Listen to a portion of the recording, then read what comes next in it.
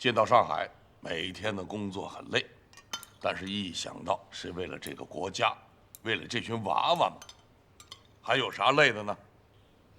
来到上海啊，还是有这么多的困难和具体的问题，需要一样一样的去解决。我们吃饭就不聊工作了，我相信啊，你们明天就能解决一个困难。哎，一个哪够？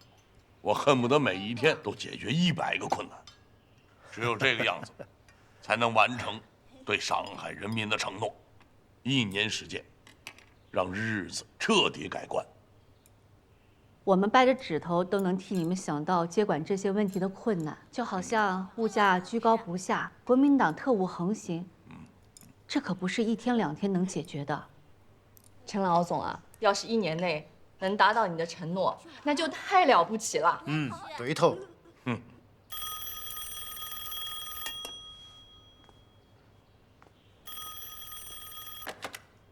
喂，我是啊。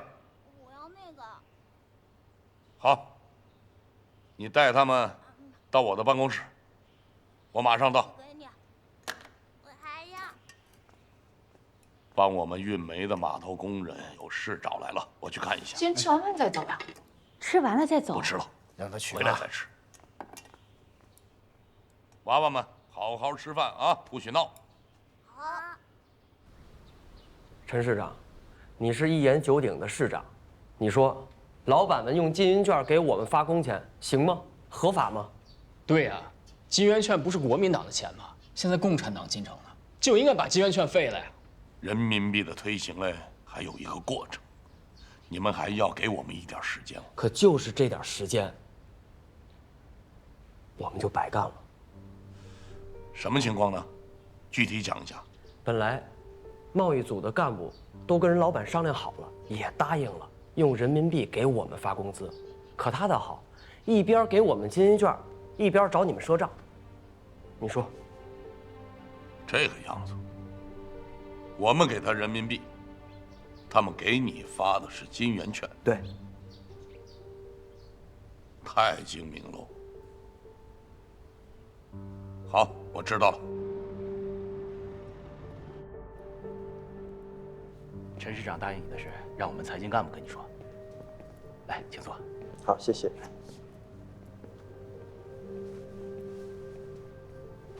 季主任，司徒先生来了。好。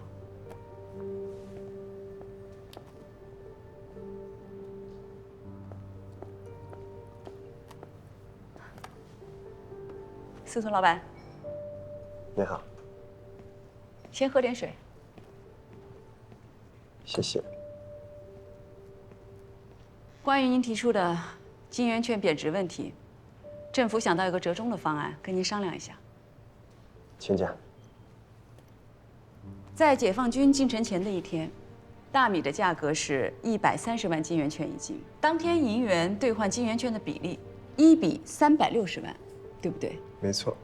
也就是说，大米1斤的价格是3角6分银饺子。我们想，你能不能用这个价格再卖一些粮食给码头的工人？我们可以给你银元作为抵押。当然，不光是今天这批粮食，您之前卖出去的粮食，只要有账本，我们都可以按照1比360万这个比例给你银元。等到时候金圆券银元兑换人民币的比例出来了，您想留银元还是人民币，都由您自己决定。看来贵党对人民币还是很有信心的嘛，敢跟袁大头抗衡。去年12月1日，中国人民银行正式成立以来，就已经发布了，人民币将取代所有解放区流通的其他货币，作为解放区官方的指定唯一货币。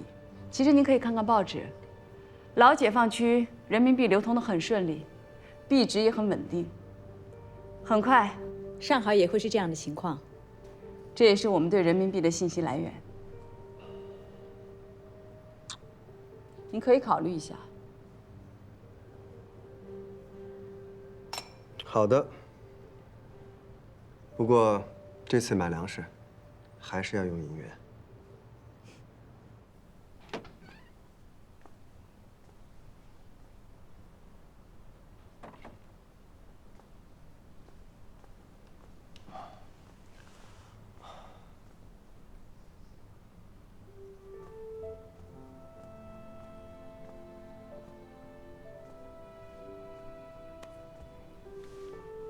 春兰，春兰，回来了。娃娃们都睡了。小杨吵着要跟你睡，结果第一个扛不住就睡着了。我给你热饭去。我吃过了。你舟车劳顿，又收拾东西，累了一天了，你早点休息吧。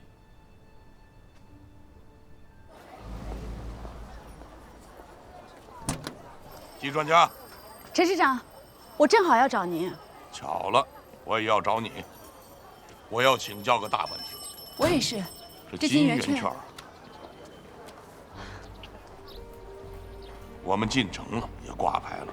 下一步要解决的问题，人民币怎么能到老百姓手里？我正要跟您汇报这个情况。现在国民党留在造币厂的金圆券有21万亿这么多，而且这很有可能只是解放前2天他们的印刷量。他们的银行和造币厂并没有把真实的发行数量全记录下来，所以我们无法估计市场上流通的金圆券数量。金圆券现在是比草纸还便宜了。关键的问题是，我们要不要用手上的人民币来兑换这些废纸？换怎么讲，不换又怎么讲？各自有什么利弊呢？换会导致人民币贬值。我们带了4亿人民币，可能远远不够市场上流通的这些金圆券的兑换数量。未来会发行10亿还是20亿，都是不可估计的。市场上发行的货币量大了，势必会通货膨胀，影响物价。如果不换，相当于共产党不承认国民党的货币，那这些持有货币的老百姓就只能自认倒霉。来，坐这儿。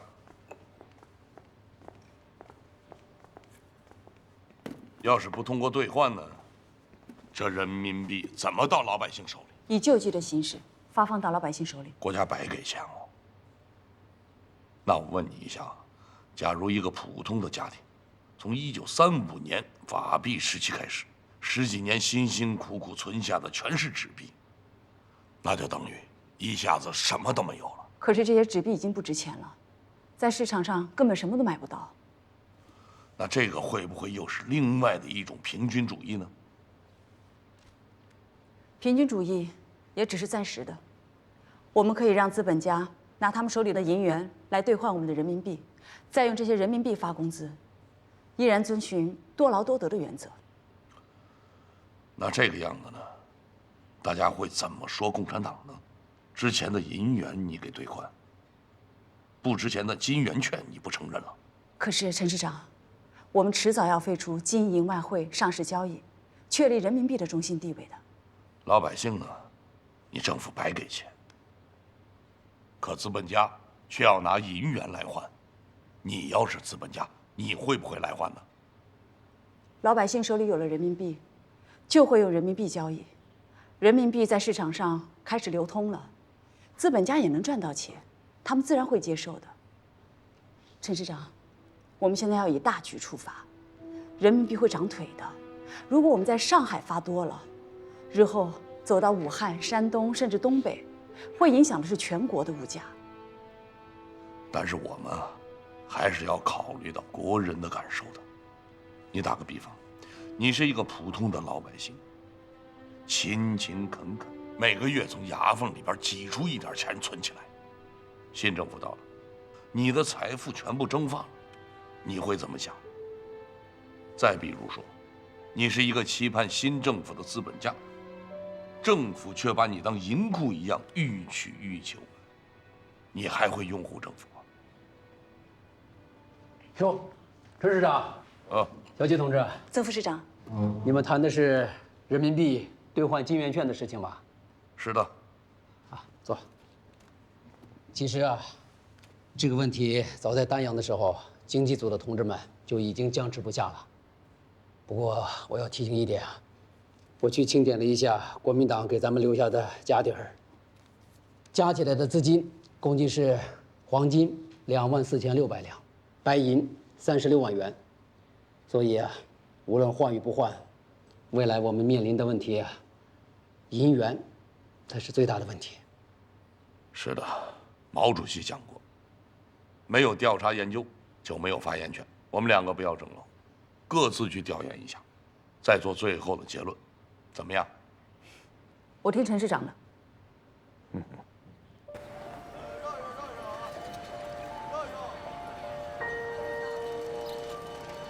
哦，你看看这儿啊！哎，你再看看那儿，更高了，好高啊！你看那儿更高了。你们看，我要那个黄的。是要这个吗？我要那个黄的。坐好，坐好。娃娃们，喜欢这个小汽车哦。喜欢，喜欢。爸爸答应你们，一定给你们买。好的，爸爸。好的，爸爸。哇，真漂亮！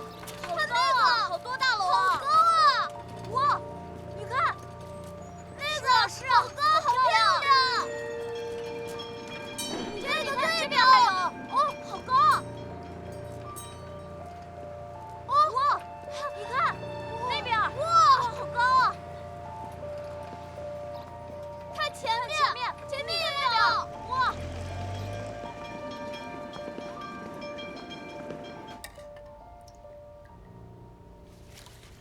有钱啊，没用喽。爸爸，要它有什么用哦？哎呦，你别傻呀！都扔了算了。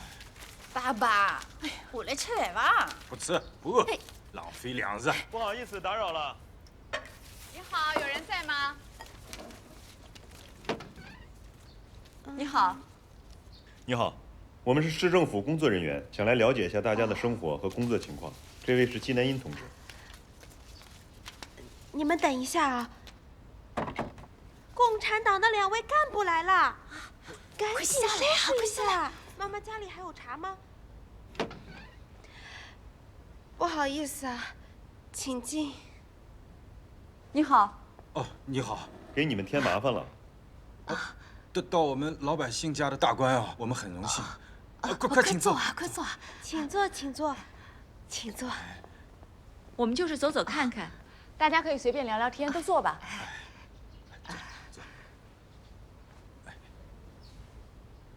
刚吃过饭吗？是。菜粥，米得省着点吃。我看咱们家是4口人。那么1个月能吃多少米呢？我们家女人多，1天1升吧。1升1斤半，一个月就45斤。45斤米，得用多少金圆券去换？这不好说呀，金圆券跌得太厉害了，特别是解放军进城以后，就好多商铺都不收金圆券了。按物价指数来算，现在的物价是解放前最后1天的3倍。那1斤米的话，400万金圆券，45斤米，1亿8000万。哎呦，这位干部，你太厉害了！金圆券跌得跟纸一样的。不会吧？比纸还不值钱啊？是啊，是啊。以前还好，就是1个月才跌1次啊，就是最近啊，每天都一跌。那句话怎么说的？大街过3道，物价跳3跳，搞得我们工资都是往下跳的。你看看，这是奶奶的电车月票，看了这个就知道金圆券怎么回事了。1948年10月，3元3角3分；1949年4月，17600元；1949年5月，112万5千元。这起码都赶不上这行情了。是啊，是啊。你们全家人，上个月总共赚了多少钱？我拿回来2800万。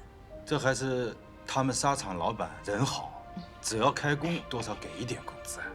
我们铅笔厂已经停工很久了。五峰部江西1天差不多30万吧。那按照你们这么说的去计算的话，你们一家4口，1个月就是3700万，那只能买10斤米啊。大姐，家里有银元吗？哎，我们多少年都没见过了。自从他腰伤了，家里能当的就都当了。大的闲话，隔壁的徐伯伯，我们家房东有的。哎，徐伯伯的银元也不是他拿出来的。我们房东老徐人好，别人收房租啊都收银元，他收我们金圆券，所以他日子过得跟我们一样，也是一天不如一天的。我们刚才路过的时候看到裁缝铺好像也没有什么生意。是啊，你饭都吃不饱，谁还有闲钱做衣服呀？是。那如果我们新政府发放新的货币，人民币，你们愿不愿意使用？白给啊！哎呦，愿意呀，那当然愿意，只要是比这金圆券值钱。新政府为了不让人民受损失，愿意用人民币兑换你们手中国民党发行的金圆券。反正不管你们使用什么样的货币，都是你们辛辛苦苦赚回来的。是。我们共产党绝对不能让老百姓吃亏。那怎么兑换？不会真的白给吧？白给嘛最好。小孩子不要乱讲话。要是发救济的话，那样事情会很多的。就比如说咱们家一家4口，还有劳动力，加一起的话可能发不了多少。但是像徐伯伯那样的，如果要是那样的话，政府就一直养着他吗？新政府这么好，白白养人？不会的，不会的。徐伯伯有网子，不用养活的。爸爸，你不懂，你知道什么叫共产党吗？就是共产主义，大家一起干活，一起发钱，住一起，吃一起，睡一起啊，还要睡在一起啊！小妹妹，共产主义的事情呢，慢慢说。我们回去仔细研究计算一下，你们再坚持2天，只要拿到新钱，就一定能买东西。真的啦？当然。哎呦，这共产党就是啊！你看解放军进城都是在大街上，现在更好了，还给我们发新钱。好，日子一定会越来越好。陈市长在进入上海的第1天就说过，最晚1年一定让老百姓、上海的市民吃饱穿暖。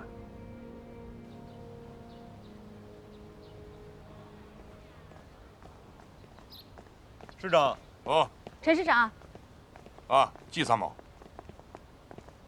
陈市长，我觉得您是对的，承认金圆券，并不是给国民党反动派收拾烂摊子，而是承认人民群众的劳动。上海的普通人家不能在新社会反而没了安全感，我们共产党人应该有这个魄力。好，小陆，看来你们2个联手工作效果显著啊。要是换的话，就是比例问题了。怎么才能让老百姓不吃亏，愿意换人民币，花人民币？这是我的专业，我去计算。就一个原则，一定要让老百姓得到实惠。那您这是要去哪儿？运输问题一直是老大难，要让老百姓拿到钱的第一时间就能买到东西。我去一趟码头，想想办法。陈市长，我表哥林炳良就是做船运的，陆同志见过。太好了，哎，你引荐一下。我陪你一起去吧。走。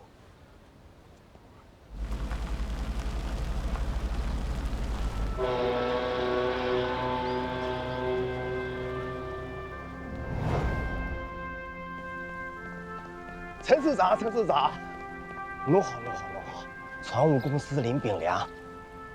挂牌仪式的时候，你是不是作为各界的代表参加了？哎呦，陈市长好记性啊！家妹季南英常常提起您，说您平易近人，对属下很是关照。季参谋这个样子说我还以为他得说我很凶呢。怎么会？我跟南英啊是从小一起长大的，虽然是表兄妹，但是跟亲兄妹差不多。南英现在在新政府当参谋，我跟新政府也是一条心啊。虽然跟思想觉悟上还有上升的空间，所以希望能跟新政府多多靠拢。说得对，你跟新政府沾亲带故，离得不远。我还希望将来能走得更近。好啊。陈市长，还有一件事情，咱们2个是知音啊。怎么说啊？这个唱片是您钦点的吧？那么我要把它送给您。您不是常说交朋友吗？礼尚往来。嗯，好，那就恭敬不如从命了。电话里头讲，船务的问题解决了没有？啊，陈市长，我只是个小股东，做不了主的呀。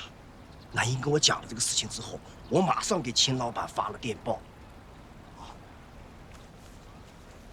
怕他回复。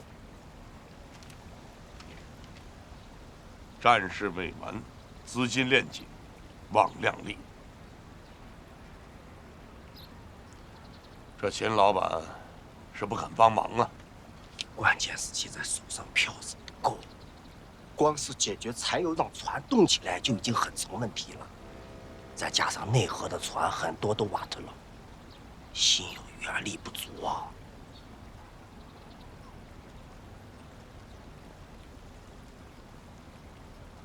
要是我能帮你把这些船都修好了，你能不能接单？那当然可以了。好，小陆，你打电话给江南造船厂，请王工来一下，看看修船的事情。是。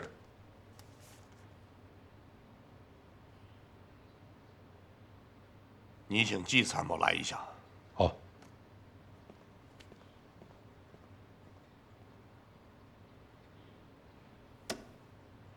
市长。季参谋，请你把这个呢交给你的表哥。你告诉他，君子之交淡如水，不要玷污了知音和朋友这样美好的情感。他这人就爱耍小聪明，我会和他说的。市长，这是我写的关于人民币兑换金圆券的比例报告，请您过目。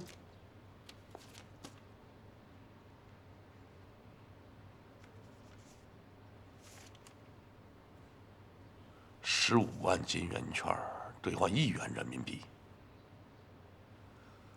这个不行。为什么？3700万的金圆券，只能兑换不到250元的人民币。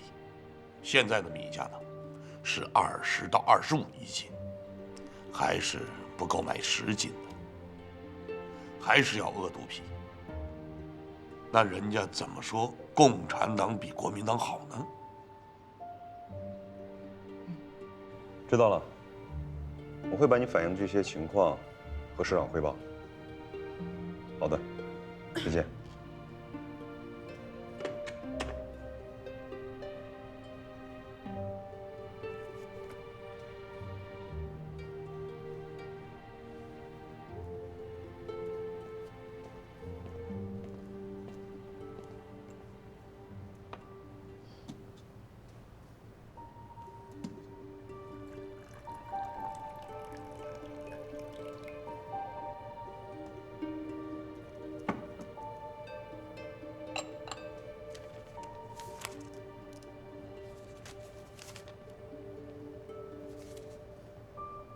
什么事情焦头烂额的？这金圆券的比例，要考虑的方面实在太多了，哪有那么容易？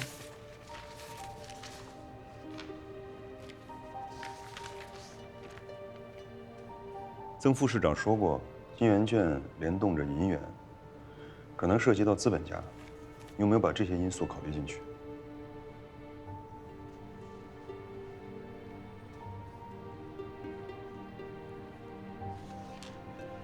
季参谋，陈市长说过，你是以一敌百。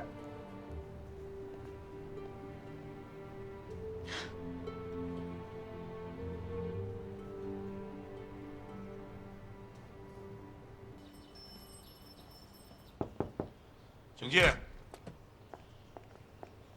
啊，曾副市长。陈市长，你先仔细看看我这次的报告，金圆券的比例不重要，银元的比例才是关键。我知道您理想的金圆券比例兑换是多少，但是我不能这么写，这违反了经济规律和现实条件。陈市长，小季同志跟我说了，你是希望市民能够得到更多的实惠，但是啊，一味的提高金圆券的兑换比例，无形中相当于给工人涨了工资，资本家们肯定会有意见的。这个倒是问题哦。曾副市长，我们一直说要让工商界的朋友来谈一下，现在是时候了。你的意思是亲自说服资本家们，请他们让利于民？可以试一下。好啊。谢参谋，你在开会之前，给我拿出一套满意的方案。抓紧时间哦，我们多拖一天，百姓就要多挨一天的饿。这个还是不行。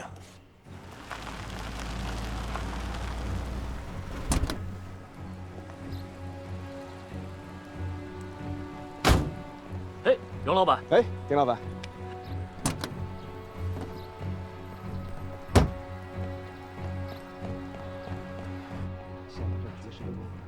大家心里对气氛拉下来。哎，林老板。哎呦，邵老板，会后聊，会后聊啊。林老板，林老板，林老板。哎呦，林老板啊，好久不见啊！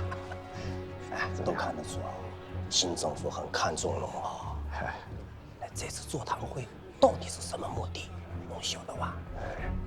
林老板，你都已经做政府的生意了，怎么反过来问我呢？哦呦，我那是小生意呀。喏，之前汤恩伯下请柬叫我们工商界去，那就是鸿门宴。对呀，要不然秦始皇能跑到香港去啊？可不是嘛！哎，荣老板，你看，替我们说话的主事人都没有啊。是啊，我打算今天我一句话都不说。哎，我觉得大可不必。既然迟早是要打交道的，早一点把话开诚布公的聊一聊，也好吧。一看这会场这么简陋，该不会真的想革我们的命，想给个下马威吧？对呀，这可难说啊，这。照我们现在的比例，金圆券兑换银元拉高了好几倍，不知道这些资本家会不会同意？而且这个比例是不是应该跟陈云同志汇报一下？因为现在金圆券的兑换数量不可估计，恐怕要加印人民币。可以，派电报向他请示。是。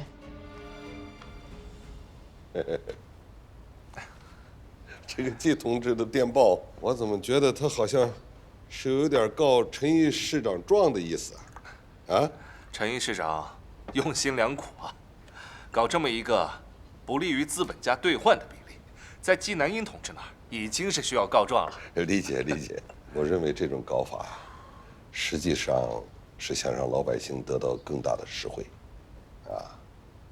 那么想当初，国民党打着管制物价、打倒贪污的口号，推出了金圆券，啊，替代即将崩溃的法币。可是没有想到，他这个金圆券啊，是一个天大不得了的一个骗局啊！怎么说啊？我讲给你听听啊，他怎么骗啊？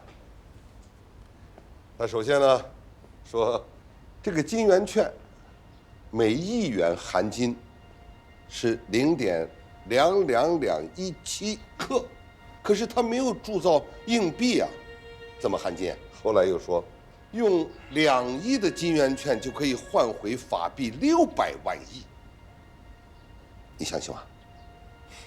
相信吗？还有，他这个金圆券的总发行量是20亿，啊，马上向外发行，结果呢，无休无止啊，哎。所以呀，就在这个骗局的整个过程当中，官僚资本岿然不倒，大发国难之财啊！是啊，货币跟民生息息相关呐。共产党到任何时候都必须先保证人民的利益，平抑物价，发展生产，道阻且长啊！哎呀，不过我有点担心呐。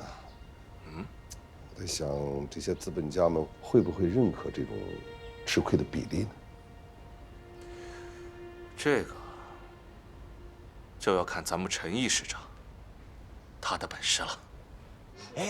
曾副市长，曾副市长，林老板你好。弄好弄好，你好，您辛苦了。林老板，曾副市长，曾副市长你好。曾副市长，南英在家里常常提起您了。我们心里有一点小小的疑虑，想提前问问您。啊，没关系，有什么尽管问，我一定知无不言啊。我们大家的亲朋好友啊，很多都是解放前就离开上海了。那我们想知道啊，新政府对民族企业到底是个什么政策？对呀，什么政策啊？我们都很关心啊。我们的工商政策呀，概括起来就16个字：发展生产，繁荣经济，公私兼顾，劳资两利。哎呀，曾副市长，这共产党的16字方针政策啊，这简单明了。可是现在很多工厂它都停工了，我们怎么发展生产呀？这啊，这个大家尽管放心，政府呢会帮助大家恢复生产啊。这第一步啊，是要拿出人民币兑换金圆券，让老百姓手里的钱呢能够真正的买到东西。下一步啊，政府还会给企业发放贷款，你们可以用来发工资，也可以用来扩大再生产啊，这样就有了基础嘛。那劳资两利怎么说呢？是啊，劳资两利嘛，也很好理解，就是不仅让工人满意，也得让你们满意呢。就拿这个货币兑换来说吧，就是一定让老百姓满意的同时，也不能让你们吃亏，是不是啊？你说的对呀。哦，晓得了，晓得了。各位工商界的朋友们，请过来落座。好，咱们继续开会吧。哎，上海现在的情况呢，各位都很清楚。我希望我们开诚布公的交流一下，你们有想知道的、想问的，随便问。确实有些问题要考虑一下。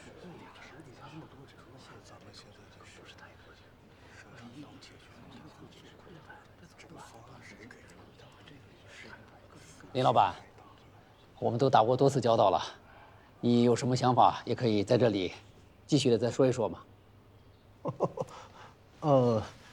那我就先表个态啊，支持政策，公私兼顾，劳资两利。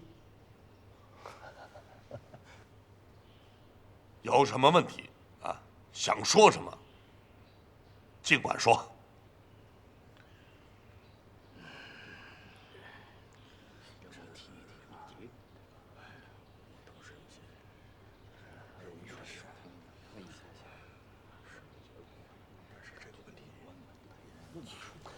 陈市长，这2天呢，我们大家都一直在讨论，坐着说，坐着说，哎，啊，是一个人民币兑换的问题。首先，是我们想知道人民币兑换的比例；其次，我们想了解之后的工商业是不是只能用人民币，是不是对于金银和外汇不可以再交易了？啊，当然，我们都觉得金银和外汇比较稳定，但是我们国家并不生产金银。清末赔款之后，金银的数量已经直接影响到我们经济的发展，成为了掣肘。再加上用外汇的话，直接会让我们国家的经济命脉掌握在别人的手里。但这些都是因为长期的不良的经济体制导致的积重难返。你讲的这个问题呢，我懂得不是太多，但是有一点我是清楚的：一个国家的经济要发展，肯定是要有自己的货币。我们在老解放区推行了人民币，现在呢是要把它统一到上海来。讲实话，我们在内部讨论的时候，对人民币是否兑换金圆券也有过分歧。最终我们决定要用能购买东西的人民币兑换已经成了废纸的金圆券。不光要兑换，还要多付一些比例的兑换，吃亏的兑换。为什么呢？我们是想让老百姓手里头的钱能吃上1、2顿饱饭，才能帮助他们度过金圆券带来的噩梦。所以呢，在这儿我也就恳请各位工商界的朋友，从下一个月起用人民币发工资，让大家用人民币，让人民币真正能成为新上海的流通货币。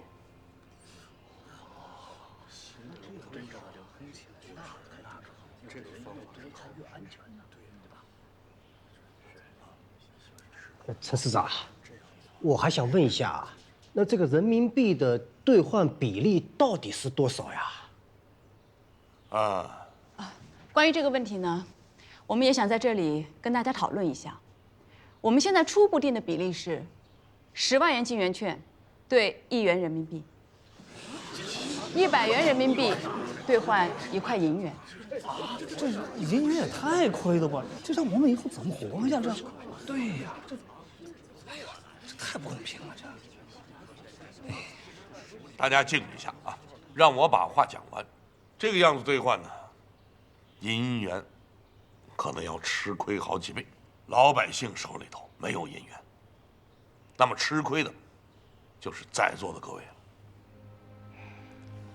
大家再想一想，有人吃亏，那就有人得到实惠。哪一个得到实惠了？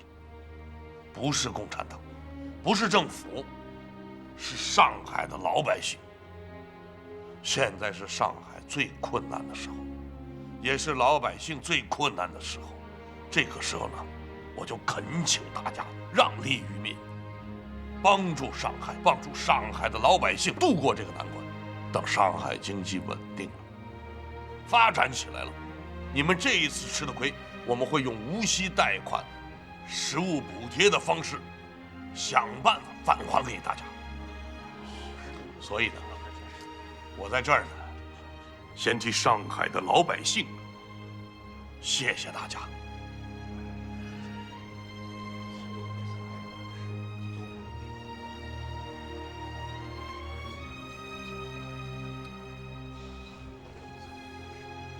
陈市长，我愿意用人民币来发工资。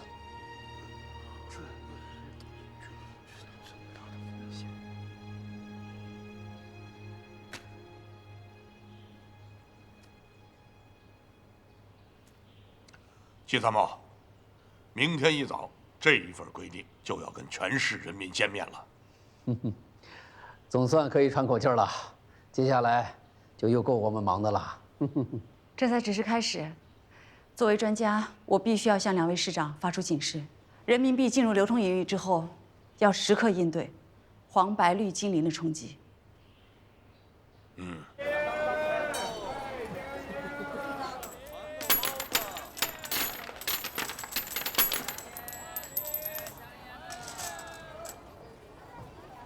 银元兑人民币嘛，1比100。金圆券10万比1。共产党果然没有骗我，真的是金圆券比较实惠。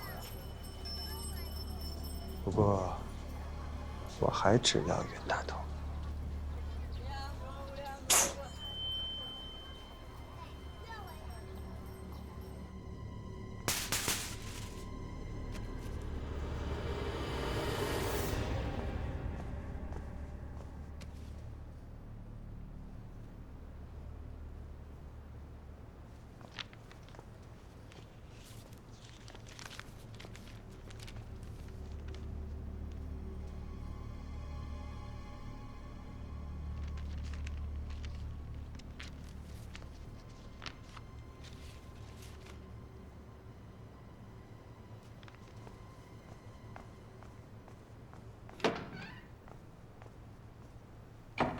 快，躲一躲，上次吓嗓子。哎，娘娘，哎，不好意思啊，会狮子的来了。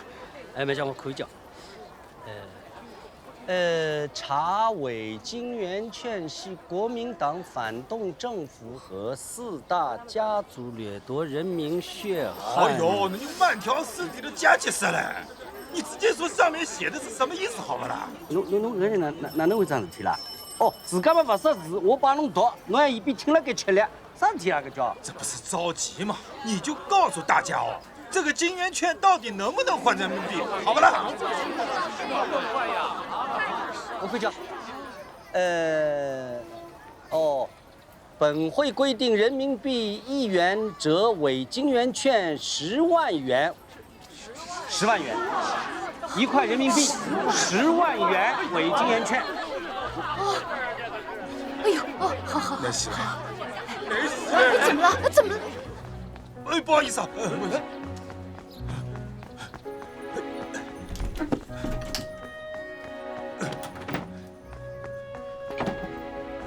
阿爸，侬做啥？是金圆券，干嘛？金圆券现在能换钱了呀！真是啊！是，快！哎，哎呀，你笨手笨脚的那是，这是钱呀！告诉你们哎。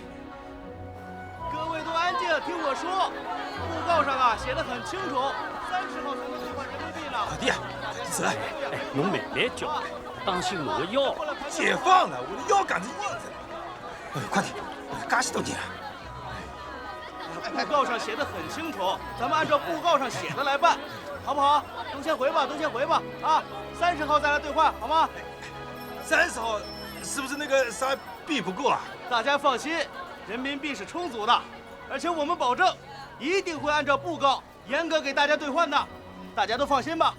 都先回去吧，啊，回去吧，30号再来。回去吧，30号。不要危急，等到30号的时候，这里排大队排到黄浦江来，就在这里。